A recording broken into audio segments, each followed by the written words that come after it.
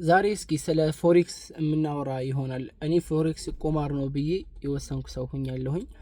ይህን ስናገር ዝም ብዬ ከመሬት ተነስቼ ያለ በጭፍን አካሄድ ሂጄ ፎሬክስ ቁማር ነው እምል ሰው አይደለሁም። ወደ 2 አመት አካባቢ እየተጠጋኝ ነው ፎሬክስ ላይ ብዙ ነገራቶችን አጥቻለሁኝ።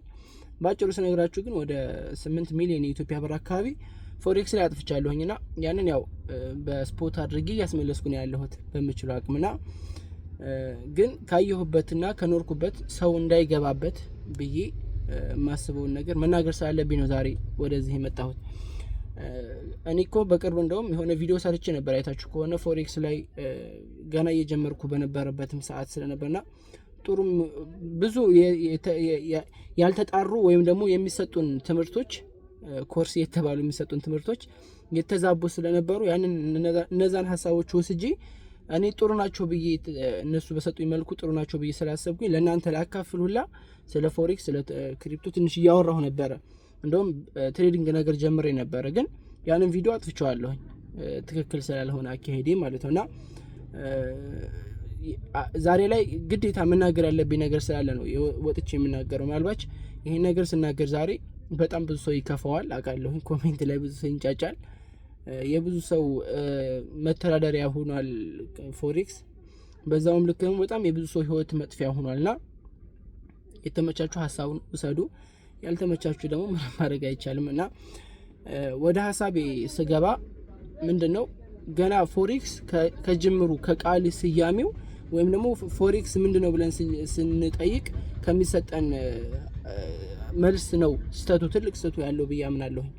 ፎሬክስ ምንድነው ብለን ስንጠይቅ የአገራቶች ከረንሲዎች ግብይት ወይም ደግሞ ልውውጥ ነው ተብለን እንነገራለን።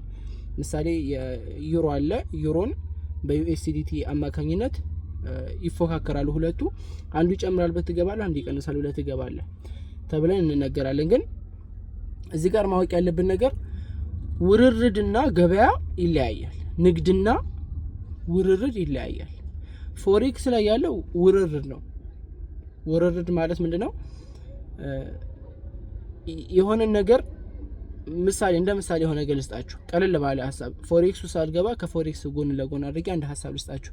ምሳሌ ቡና፣ የኢትዮጵያ የቡና ዋጋ አለና የኢትዮጵያ የቡና ዋጋ እኔ ዛሬ የሆነ ዜና አዳምጬ ምናምን ነገር እንደው ዛሬ የኢትዮጵያ የቡና ዋጋ 1000 ነው እንደው እኔ ሳስበው 1200 የሚገባ ይመስለኛል ብዬ እኔ ብናገር፣ ጓደኛዬ ደግሞ አረ በፍጹም እንደውም ወደ 800 ይወርዳል ብሎ ቢናገር እና ያው የሆነ ልምድ አለ እንደውም እኮ አሲዝ ምናምን የሚባል ነገር አለ። እንወራረድ ይባልና ያንን ብር ታሲዛለህ። ምሳሌ $100 ሊሆን ይችላል፣ $300 ሊሆን ይችላል፣ በፈለከው ነገር ትገባለህና መሀል ላይ ብሮከር አለ፣ ከሁለታችንም ገንዘብ ተቀብሎ የሚይዘው አለ።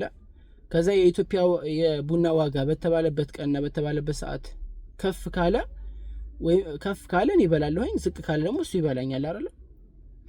ግን ማወቅ ያለባችሁ ምንም አይነት ቡና እኔ ባይ ብዬ ስለገባሁኝ እኔ ይጨምራል ብዬ ስለገባሁኝ ምንም አይነት የቡና ሁኔታ እኔ ጋር የለም። ቡና አይደለም የገዛሁት፣ ውርርድ ነው ያስኩት። እቺ እንድትይዙልኝ ስለፈለኩ ነው። አሁንም ወደ ፎሬክስ ስንመጣ ፎሬክስ ላይ ዩሮ ይጨምራል፣ ዩሮ በዩኤስዲቲ አማካኝነት ይጨምራል፣ ጎልደን በዩኤስዲቲ አማካኝነት ከፍ ያላን ብለን ስንገባ ምንም አይነት በእጃችን የሚገባ እንትን የለም፣ ጎልደን የለም ወይም ዩሮ የለም። መሀላችን አንድ ብሮከር አለ። ብሮከሮች ባይዘው እነዚህ ትልቅ የሆነ ድርጅት ነውና ብሮከሩ አቋማሪ ድርጅት ነው። ታውቃላችሁ ቁማር የትም ቦታ እና በየትም ሁኔታ ቢሆን ቤቱ አይበላም። አቋማሪ ሁለት ሰዎች ይበላላሉ እርስ በራሳቸው፣ ኮሚሽን መሀል ላይ ሆኖ አቋማሪ ይቆርጣልና ሁሉ ጊዜም ቢሆን የሚያተርፈው ቤቱ አይበላም። ይሄን ማወቅ መቻል አለባችሁና የሚያቋምር የሆነ ሰው አለ። እነሱም ብሮከሮች አሉ። እኔ በዩሮ ይጨምራል ብዬ ስገባ በእኔ ቅጽበት ዩሮ ይቀንሳል ብሎ የገባ ሰው አለ። እኔና እሱ ነው የሚያገናኘን። ከዛ እኔ በእሱ አማካኝነት እኔ ያልኩት አቅጣጫ ከሄደ እኔ ይጨምራል ብዬ ከሆነ ከጨመረ ያ ነገር ያንን ገንዘብ የምወስደው እኔ የማን ነው? የዛን ሰውዬ ገንዘብ ነው የምወስደው። በደንብ አዳምጡኝ። በዛው ልክ ደግሞ ይቀንሳል። ከቀነሰ ደግሞ የኔን ገንዘብ እሱ ይወስደዋል። ለዚህ እኮ ነው ጉግል ጥናት ላይ ገብታችሁ ብታዩት በተጠናው ጥናት አማካኝነት 95% ፎሬክስ ላይ ትሬድ የሚያደርጉ ወይም ደግሞ ፊውቸር ትሬድ የሚያደርጉ ሰዎች 95% ከሳሪ ናቸው። 95%። ይሄ ማለት አሁን ከሳሪ ናችሁ ስትባሉ ገንዘብ ወዴት የገባ ብላችሁ መጠየቅ መቻል አለባችሁ። የ95% ገንዘብ ትሬድ ያደረጉት ገንዘብ 5% እየበላው ነው። 5%ዎቹ ጥናት አድርገው ሊሆን ይችላል፣ ወይም ደግሞ ብዙ ልምድ ወስደው ሊሆን ይችላል። እንደ አጋጣሚ ስትራቴጂያቸው የእነሱ የሚጠቀሙት ስትራቴጂ ሰርቶላቸው ሊሆን ይችላል። ራሱ ብሮከሩ ራሱ ማወቅ አለባቸው። እዚህ ጋር ሁሉ ጊዜ አይደለም የሚያገናኘን። አሁን ምሳሌ እኔ $1 ሚሊዮን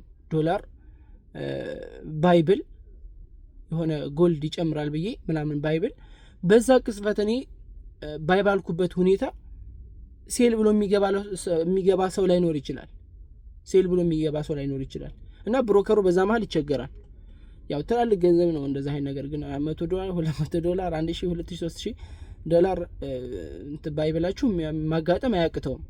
በጣም ዓለም ላይ ያለ መገበያያ ሁኔታ ስለሆነ ማለት ነውና ትላልቅ ገንዘብ ምሳሌ እኔ ግን አሁን ምሳሌ $1 ሚሊዮን ምናምን ወይ $1 ቢሊዮን ባይብል በዛ ሰዓት የሚያጋጥመኝ አካል ወይም ደግሞ እኔ ጋር የሚያዛምደው በእኔ ተቃራኒ የሚሄድ አካል ከሌለ ምን ያደርጋል?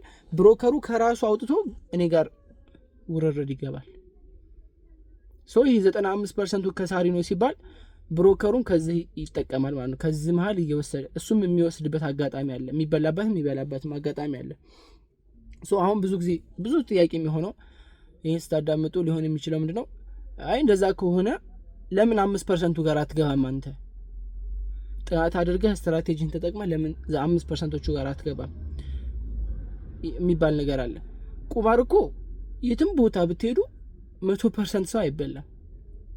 ምሳሌ ወደ ቤቲንግ ላይ ብትሄዱ ቤቲንግ ላይ 100% ሰው አይበላም። የሚበላ አካል አለ። 10% 5% የትም ቦታ ቁማርተኞች አሉ፣ የተሻለ የሆነ እውቀት ያላቸው። ስለ እንደ ኤቢ ማርሻል አሁን አይታችሁታል፣ ሰይፉ ላይ ቀርቦ ሲናገር እንደነበሩ ስኬታማ የሆኑ ሰዎች ስትራቴጂያቸውን በደንብ አድርገው ያጠኑ ወይም ደግሞ ነገራቶችን በደንብ አድርገው ስለ ማርኬቱ ብቻ የተሻለ እውቀት ያው ሲኖርበት የተሻለ እውቀት ይኖርሃልና ቤቲንግ ላይ ስትቆይ ራሱ የተሻለ እውቀት ይኖርሃል። ግልጽ ነገር ሁሉ ጊዜ በግምት አይኬድም። ቤቲንግ ሊቆርጥ ሲል አንድ ሰው የምደግፈው ቡድን ማን ነው? ተጫዋቾቹ አሁን በዚህ ጨዋታ ላይ የሚሰለፉት ተጫዋቾች እነማን ናቸው? ምን ያህል የተጎዳ አለ? አሰላለፉ ምንድነው? 4-4-3-2-2 ምናምን ይባል ነገር አለ አይደል? አሰላለፉ የኳስ እንኳን ደጋፊ አይደለሁም። አሰላለፉ እንዴት ነው ያላቸው? ፖዚሽን አሁን ላይ ያላቸው ሁኔታ እንዴት ነው? አሰልጣኛቸው አሁን ላይ ያለው ሁኔታ እንዴት ነው? ከዚህ በፊት አሁን የሚጫወቱት እንትን ጋር ተጋጥመው አሸንፏል አላሸነፉም? ይሄ ምን ይባላል? በትንሹ ስትራቴጂ እየሰሩ ነው። እንደዚህ በደንብ ጠለቅ ያለ ፋንዳሜንታል ቴክኒካል ምናምን የሚባል ነገር እንደዚህ ጠለቅ ብሎ ባይሄድም ባጭሩ ግን ስትራቴጂ እየሰራ ነው ያለ። ስትራቴጂ ተጠቅሞ የትም ቦታ ቁማር የሚገባው ማለት ነው። ግዴታ ቁማር ስትባሉ ዝም ብሎ ግምት ብቻ አይደለም። ይሄ መንገድ ለመንገድ ምን ያው ቁማር እንደዛ አስመትቶ ምናምን ነገር እጅን አስገብተህ ታወጣለህ። ይሄ ግምት ነው። ይሄ በቃ ምንም 100% የሆነ ቁማር ነው። ከፍ ያለ ቁማሩ ከፍ ያለ ሲሄድ ግን አንዳንድ ጊዜ ቁማር በባህሪው ምን ይፈልጋል መሰላችሁ? እኔ የተረዳሁትን ነገር ልንገራችሁ። አሁን ምሳሌ ይሄ ሰፈር ለሰፈር የሚያወጡት እንደ ቁም ነገር እንትን ትቆርጣለህ። የሆነ በግ ምናምን ሊሆን ይችላል ወይ የሆነ ብር ሊሆን ይችላል። ከዛ መጨረሻ ላይ ይመታና በጀሪካን ነገር እንደዛ አንድ ሰው ገብቶ ያወጣዋል። ያ ሲወጣ አንተ ቁጥር ካልወጣ ምንድነው የምትለው? በቃ እድል የለኝም ነው የምትለው። እድል የለኝም ነው የምትለው። ወደዚህኛው ስትመጣ ግን አሁን ፎሬክስ ላይ ብትበላ የራስን ስትራቴጂ ምናምን ተጠቅመህ 95% ውስጥ ብትገባና ብትበላ ምን ብለህ እንድታስብ ያደርጋል? አይምሮ ላይ ተሰርቶብሃል። አይ እኔ ያስኩት ስትራቴጂ ትክክል አይደለም፣ ስለዚህ የስትራቴጂ ችግር ነው፣ ስለዚህ ሌላ ስትራቴጂ መማር አለብኝ፣ ስትራቴጂ ማስተካከል አለብኝ። ስትራቴጂ መቼም ቢሆን ሰክሰሱን አያውቅም። ይሄ ግልጽና ግልጽ ነው። መቼም ቢሆን ሰክሰሱን አያውቅም። ዛሬ እኔ ስትራቴጂ ይሰራል፣ ነገ የዛኛው ልጅ ስትራቴጂ ይሰራል፣ ከነገ ወዲያ የዛኛው ስትራቴጂ ይሰራል። እድል ሆኖ ግን የሆነ ስትራቴጂ ተይዘህ ያ ስትራቴጂ የመደጋገም ፕሮባቢሊቲው ከፍ ካለ 5% ውስጥ ትገባለህ እንጂ ስትራቴጂ ማንም ስትራቴጂ ሰክሰሱን አያውቅም። ይሄ ታወቀና ግልጽ የሆነ ነገር ነው። ትሬድ ላይ ያላችሁ ሰዎች ተረዱኛላችሁ ያስባለሁ።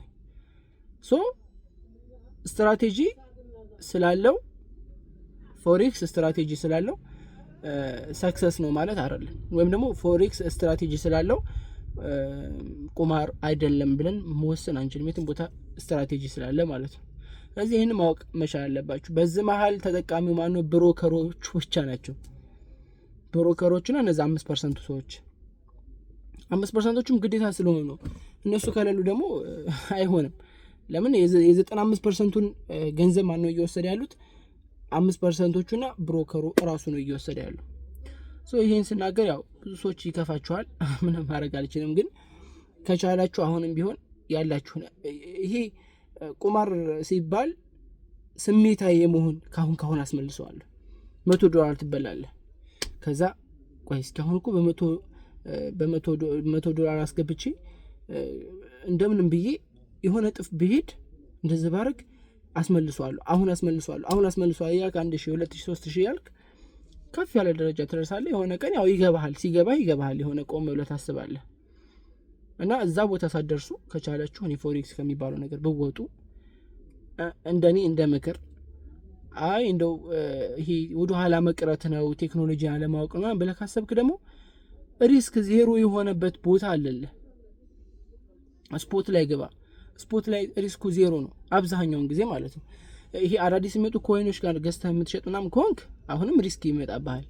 ግን እነዚህ እነ ቢትኮይን እነ XRP ኢቴሪየም ምናምን እነሱን እየገዛህ የምትሸጥ ከሆነ ይጠበቅ ምንም ሪስክ የለውም። እና እንደ ምክር እንደ ወንድምነት ነው እየመከርኳችሁ ያለሁት። ምንም ቢከፋችሁ እንግዲህ መናገር ያለብኝ ነው እየተናገርኩ ያለሁት።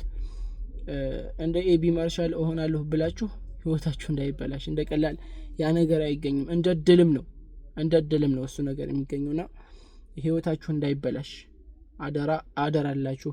ስለፈለኩ ነው ዛሬ የመጣሁት። ምናልባት ያላነሳሁት ሀሳብ ካለ ያልተቀለልኩት ሀሳብ ካለ ተመልሼ በሌላ ቪዲዮ የምንገናኝ ይሆናል። ሀሳባችሁን ኮሜንት ላይ አስቀምጡልን። ሀሳባችሁን ስትናገሩ ግን ዝም ብላችሁ ገና ለገና እናንተ ስላላችሁበት እኔ ቪዲዮ እየሰራ ያለሁት እኔ ከሞትኩኝ ሰርዶ አይብቀል እያልኩ አይደለም። በቃ ተበልቻለሁ፣ ግን ያንን ብር ተበልቻለሁኝና ማስመለስ አለብኝ ብዬ አሁንም ብገባ በቃ ሌላ መጥፎ ሙድ ውስጥ ነው የምገባው። እነዛ 5%ዎቹ ጋር ለመግባት በጣም ብዙ ስራ ይጠይቃል። ብዙ መስዋዕትነት ከፍለህ ነው። በጣም ብዙ ነገር ሆነህ ነው። የትም ቦታ ደግሞ የታወቀ ነገር ነው። ሰክሰስ የሆኑ ሰው አሉ። በቁማር ህይወታቸው የሚኖሩ አሉ እኮ። በቁማር ቤት ገዝተው መኪና ገዝተው ከኤቢ ማርሻል በላይ እኮ የሆኑ በጣም ብዙ ሰዎች አሉ በቁማር ህይወታቸው ማለት ነው። ግን እነሱ ስላለፈላቸው ወይም ደግሞ አንድ ሰው ሁለት ሰው ስላለፈለት ወይም 5% ስላለፈለት ያ ቁማሩ ቦታ ያ ቤቲንጉ ጋምብሊንግ አይደለም ማለት አይቻልም። ስለዚህ ብዙዎቻችሁ ጭንቅላታችሁ ላይ የሚመጣ ይሄ ነው። ለምን 5% ጋር አትሆንም? ለምን እንደነሱ የሆነ ስትራቴጂ አትጠቀም ምናምን የሚል ጥያቄ ይመጣል ብዬ ስላሰብኩ ነው ይሄን እምላችሁ። በቻላችሁት እኔ እንደ ሀሳብ የምነግራችሁ ነገር ከዚህ ቦታ ብወጡ ቀስ ብላችሁ ሽልክ ብላችሁ ያላችሁን ገንዘብ እርግፍ አድርጋችሁ ብወጡ እንደ ሀሳብ እነግራችኋለሁ። እምቢ ካላችሁ ደግሞ ምከረው እምቢ ካለ መከራ ይምከረው የሚባል ነገር አለና ከቻላችሁ ስለ ብሮከሮች ምንድናቸውና የሚሉት ነገራቶች ከላይ ነው። አሁን ብዙ ትሬደሮችን ለማውራት ሞክሬ ነበር። አብሶ ላይቭ ላይ ምናምን እንደዚህ ቲክቶክ ላይ ተቀምጠው ትሬድ የሚያደርጉ ሰዎች ምናምን ስልክ እየተቀበልኩ ፕራይቬት እየደወልኩ ሁላ ለማውራት ሞክሬ ነበርና የሚሰጣቸውን ብቻ ነው የሚቀበሉት። እኔ መጀመሪያ አካባቢ ሳረግ እንደነበረው ማለት ነው። ይሄ ነገር እንዴት ነው ምንድነው ምናምን ብሎ ወደ ውስጥ መጠየቅ ነገር የለም። ያ ብር ብቻ ነው ገንዘብ ብቻ ስለምንፈልግ ብር በምንልበት ሰዓት ደግሞ ብር ብለን እንቀራለንና ሪስኩ በዛው ልክ ነው የሚሆነውና ተጠንቀቁ ለማለት ያክል ነው። ቪዲዮ እንደረዘመ አስባለሁኝ፣ ግን ይጠቅማችኋል ሀሳቡ ብዬ አምናለሁኝ። ቴንኪው፣ አመሰግናለሁ።